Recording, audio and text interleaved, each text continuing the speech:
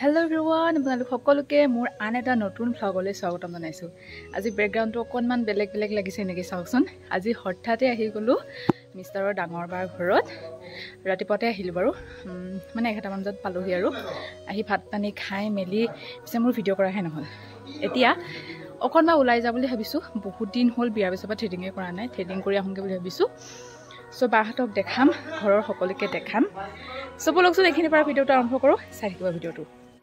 এয়া চাওক আবেলিৰ পৰত বা আৰু মই ধুনীয়াকৈ ওলাই আহিছোঁ। ভাবিছোঁ চেলাৰী থ্ৰেডিং কৰি আহোঁগৈ আৰু বাৰ ছোৱালীয়ে খেল খেলে, মানে কি খেল খেলে আপোনালোকক জনাম, তাকে আনিবলৈ চবলক গৈ থাকোঁ। আপোনালোকক জনোৱা হোৱাই নাই নহয় বাৰ ঘৰ ক'ত। যোৰহাট বাহানা কলেজৰ ওচৰতে হয়, মানে 1 কিলোমিটাৰমান গৈ পেলাই বাঘৰ পাইগৈ। আৰু সেইখিনিতে মই পাৰ্লাৰখনত ধুনীয়াকৈ থ্ৰেডিং কৰি ল'লোঁ। বিয়াৰ পিছত মোৰ থ্ৰেডিং কৰা হোৱাই নাছিলে আৰু মোৰ চেলাৰী ইমান গ্ৰ'থটো বেছি নহয়, সেইকাৰণে 2 মাহমানৰ পিছত কৰিলেও হৈ যায়। ধুনীয়াকৈ কৰি দিছে বাৰু দেই থ্ৰেডিংটো। তাৰপিছতে মিঠাই দোকানত সোমাই এয়া চিংৰা লৈ লওঁ বুলি ভাবিছোঁ। চিংৰা খামগৈ। সন্ধিয়া সময়ত কিবা চটপটা এটা খাবলৈ পালে ভাল লাগে নহয়নে। চ' এতিয়া ভাগিনকো লৈ লওঁ, তাৰপিছত আপোনালোকক পুনৰ লগ পাই আছোঁ। এয়া ঘৰ আহি পাই গলোহি আৰু এয়া আমাৰ 2টা বাচ্চা বাৰ হয় আৰু হয়তো পিছফালে লুকাই আছে চাওকচোন। আগলৈ আহ তই। আৰু বাৰ ছোৱালীয়ে কিক বক্সিং খেলে হয়নে? হয়। তাৰমানে শিকি আছে আৰু খেলবিলাকত পাৰ্টিচিপেটো কৰে, সেইকাৰণে মই তাই কিক বক্সিং খেলে বুলি কৈছিলোঁ। চ' সেয়াই ঘৰ আহি পাই গ'লোঁ। এতিয়া ভাবিছোঁ এটা ট্ৰেণ্ডিং ৰীল বনাওঁ, নাজানো ছাকচেছ হওঁনে নহওঁ। কোনটো ৰীল আপোনালোকে দেখিলে গম পাবই, দেখাই থাকিম। টিপি টিপি বৰসা পানী। আগতে যে এই গানটো বহুত বেছি ফেমাছ হৈছিলে নহয়নে, আৰু একদম শুনি বহুত বেছি ভাল লাগে আৰু পানীত পুৰা ডান্স কৰি থাকে যে। চ' আজিকালি পানীৰ লগত ৰিলেটেড এটা ৰীল খুব বেছি ভাইৰেল হৈছে নহয়নে, বটল ফুটা লৈ পেলাই যে ৰীলটো বনায়। চ' সেই ৰীলটোকে বোলো বনাওঁ বুলি ভাবিছিলোঁ। ধুনীয়াকৈ মামী ভাগিন একে চেম ড্ৰেছ পিন্ধি ল'লোঁ, প্ৰেক্টিছো কৰিলোঁ, কিন্তু ইমান বেয়াকৈ ফ্লপ হ'ল মানে ৰীলটো বনোৱাটো চাওকচোন। বেছিকৈ পানীৰ যিটো ফ্ল' নহ'লে বাৰু বাদ দিয়ক, ৰীল চিল বাদ দিলোঁ। এতিয়া চিংৰা লৈ আহিছিলোঁ যে গৰম চিংৰা, সেয়া বোলো খাই লওঁ। এয়া দেখিছেনে আমাৰ চিংৰা খোৱা ষ্টাইল। প্ৰথমে চিংৰাটো ধুনীয়াকৈ ভাঙি লৈ পেলাই তাতে অকণমান ৰসগোল্লাৰ ৰস, মানে 2 চামুচ 3 চামুচমান ৰসগোল্লাৰ ৰস লৈ পেলাই তাৰ ওপৰত দি দিওঁ। আৰু এই কম্বিনেশ্যনটো যে একদম ৱাও হয়। কিছুমানত মানে ৰসগোল্লাৰ ৰসটো বহুত বেছি ফ্লেভাৰ থাকে, মানে সেই ফ্লেভাৰ থকা ৰসগোল্লাৰ ৰসটো দি পেলাই চিংৰাটো খাবলৈতো আৰু বেছি ধুনীয়া হয়। চ' মই মানে ভাগিনক খাবলৈ শিকাই আছোঁ এনেকৈ, আৰু সিহঁতি কৈছে যে আজিৰ পৰা মই এনেকৈ খাম আৰু চিংৰা আনিলে। চ' সেয়াই জুতি লৈ এতিয়া আৰু চিংৰা খাই থাকোঁ। তাৰপিছত আকৌ কি কৰা হয় দেখাই আছোঁ, চাই থাকক ভিডিঅ'টো।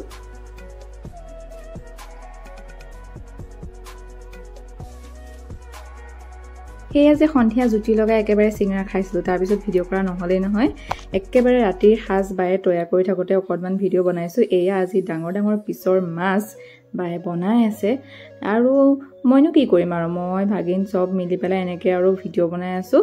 তাৰপিছতে মই পেটুটো বনালোঁ। এয়া মাছৰ পেটু বনাই কৰি লৈ খাই মেলি পাছদিনাখন মোৰ ভিডিঅ' বনোৱা নহ'লে। আচলতে ভাগিনকেইটাৰ লগত মানে সৰু ল'ৰা ছোৱালীগতে লাগি থকাই হয়। মোৰ মামা ভাগিন চব মানে আমি সৰু ল'ৰা ছোৱালীৰ নিচিনা হৈ যাওঁ, সেইকাৰণে মোৰ ভিডিঅ' বনোৱা নহ'ল পাছদিনাখন। তাৰপিছত একেবাৰে ঘৰলৈ সন্ধিয়া সময়ত যেতিয়া আহিছিলোঁ, পাছদিনাখন ভিডিঅ' কৰি ৰাখিছিলোঁ। এই যে ষ্ট্ৰীট লাইটবিলাক ইমান বেছি ধুনীয়া লাগিছিল, মানে দেখিয়ে ভাল লাগিল কাৰণে বোলো ভিডিঅ' অকণ কৰি ৰাখোঁ। চ' আকৌ আপোনালোকক লগ পাই আছোঁ একেবাৰে নেক্সট দিনা, ঠিক আছে। Good morning everyone. আজি আকৌ 3 নম্বৰ দিনাখন ভিডিঅ'টো ৰিষ্টাৰ্ট কৰিছোঁ। আজি ৰাতিপুৱাই অলপমান হাতত নিমপাত লৈ লৈছোঁ, মানে নিমপাতখিনি চুলিত লগাম।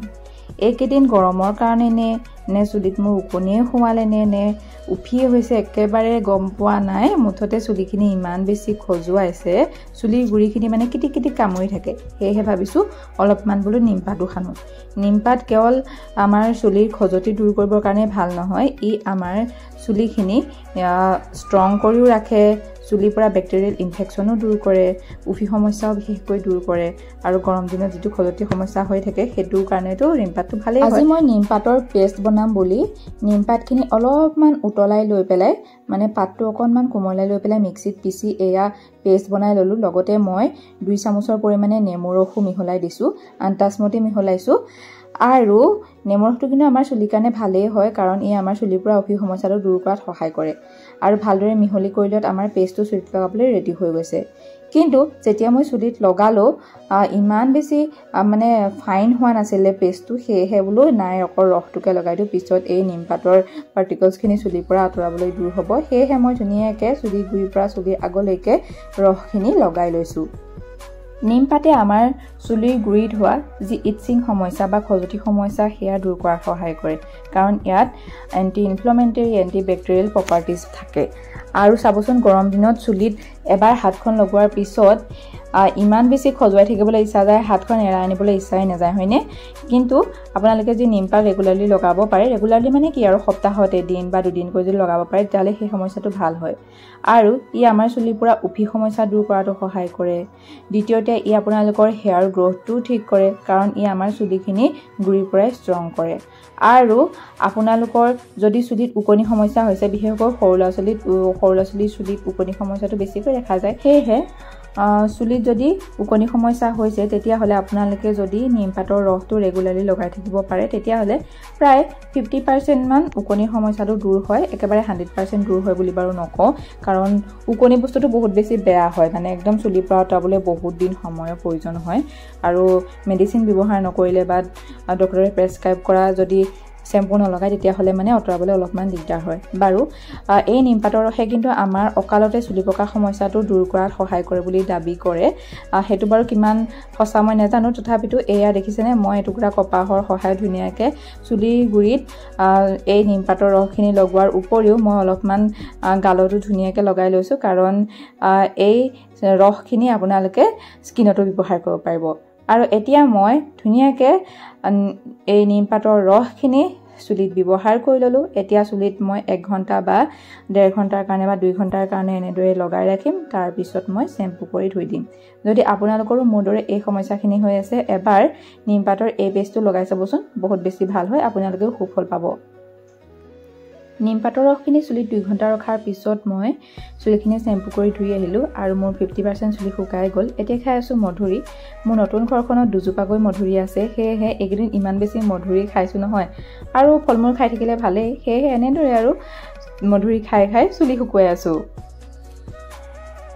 হেল্ল' এভৰিৱান গুড ইভিনিং কি কৰি আছে আপোনালোকে মই জাষ্ট চাহ খাই আজৰি হৈ আহিছিলোঁ আবেলি সময়ত আলহীও আহিছিলে চ' তেনেকৈ কাম বন কৰি আজৰি হৈ আহিলোঁ এতিয়া মিষ্টাৰৰ ঘৰ পালেহি যে আকৌ মিষ্টাৰে কয়লাহঁতে দুখন বেডশ্বীট লৈ আহিছে বহুত ধুনীয়া হয় আৰু বহুত কম দামতে পালে বোলে সেইকাৰণে লৈ আহিলে মই কৈছোঁ বিয়াত বেডশ্বীটবিলাক উঠিছিলে কিয় নানিলা সি ক'লে বোলে কম দামত পাইছোঁ সেইকাৰণে লৈ আহিছোঁ খুব ধুনীয়া হয় মই মিলি কৰি চাইছোঁ বাৰু আপোনালোককো দেখাইছোঁ চাওকচোন লাভত পাই লৈ আহিলে ভালেই কৰিলা আৰু কেতিয়াবা লাগে আৰু বেডশ্বীটবিলাক সলাই পাৰি থাকিবলৈ আলহী আহিলে পাৰি দিব লাগে চ' এটা কালাৰ এইটো চব বহুত বেছি ধুনীয়া হয় আৰু এটা কালাৰ মই আপোনালোকক দেখাইছোঁ বেক কেমেৰাই এই দুখন চাওক